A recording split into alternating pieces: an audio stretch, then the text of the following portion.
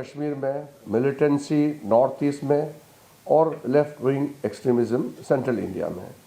तो इसमें से कश्मीर का भी बहुत हद तक सामान्य माहौल है। अभी लेफ्ट विंग एक्सट्रीमिज़म बिल्कुल ख़त्म के कगार पर है।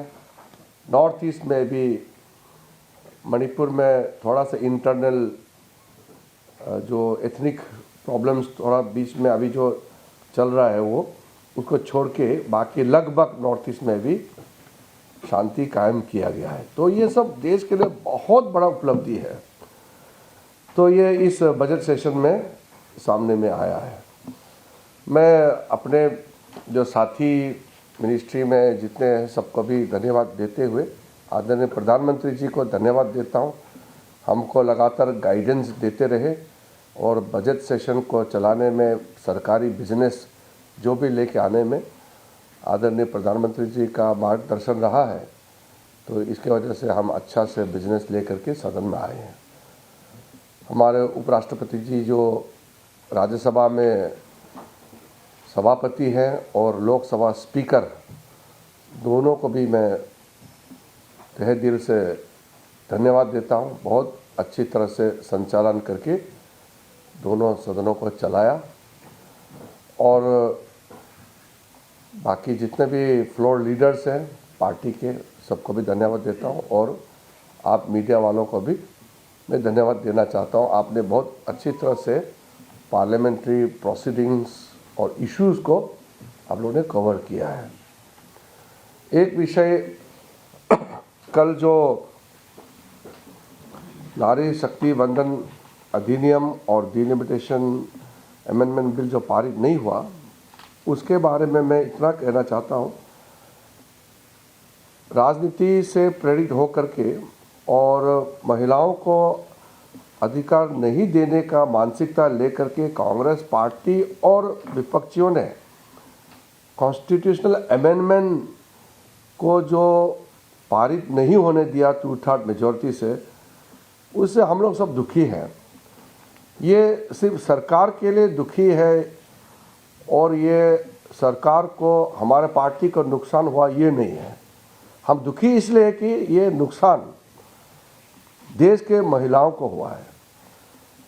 देश के महिलाओं को अपना पूरा कानूनी प्रक्रिया, देश का बागडोर करने में, देश को संचालन करने में जो निर्णय होते हैं, निर्णय प्रक्रिया में हिस्सेदारी देने के लिए लोकसभा में और विधानसभाओं में जगह देने के लिए जो महत्वपूर्ण कदम था वो पारित नहीं हो पाया, इसलिए हम दुखी हैं। ये इसको सरकार का फेलियर, हमारा पार्टी का फेलियर बिल्कुल नहीं मानना है। ये देश के ऊपर में बहुत बड़ा आघात कांग्रेस पार्टी और कुछ दलों ने पहुंचाया है। इसलिए कांग्रेस पार्टी और उनके कुछ साथियों को महिलाओं का आक्रोश को झेलना पड़ेगा। कांग्रेस पार्टी के ऊपर भी यह काला दाग, महिला विरोधी का जो दाग चिपक गया है, ये कभी ख़त्म होने वाला नहीं है। इसलिए इसको हमारा सरकार पार्टी का विफलता मत समझे और महिलाओं को अधिकार नहीं दे करके सेलिब्रेशन करना ये तो घोर पाप है। कोई आपने पार्टी दुनिया में देखा है क्या? महिलाओं को अधिकार नहीं देने का फैसला करके और उसको वो जीत मानते हैं। महिलाओं का आरक्षण लोकसभा और असेंबलीज में ये हम सबका दायित्व है, उसको देना है। और उसको नहीं देने का कांग्रेस का मानसिकता और उस बिल को गिरा करके फिर जश्न मना रहे हैं, इससे बड़ा महिला विरोधी मानसिकता कैसे आप दर्शा सकते हैं? यही पूर्ण रूप से अपना छवि को इन्होंने दिखा दिया है।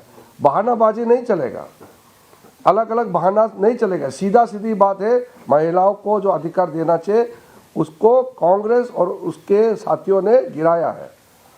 तो हमारे लिए क्या, हम तो सरकार में है ही, हम तो चुन के आए हैं। लोगों ने वोट दिया है, मोदी जी के नेतृत्व में हमको तीसरी बार जनादेश दे करके सत्ता में बिठाया है। तो सरकार तो है, दुखी इसलिए कि महिलाओं को अपना अधिकार नहीं मिला। तो इसलिए कांग्रेस पार्टी को आप लोग भी बताना है, जश्न मनाने का जरूरत नहीं है, ये तो पाप काम किया है। महिलाओं को अधिकार नहीं दे करके जश्न मना रहे, ये तो शर्मनाक बात है।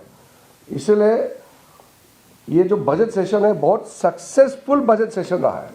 बस महिलाओं का अधिकार देने में असमर्थ रहा है।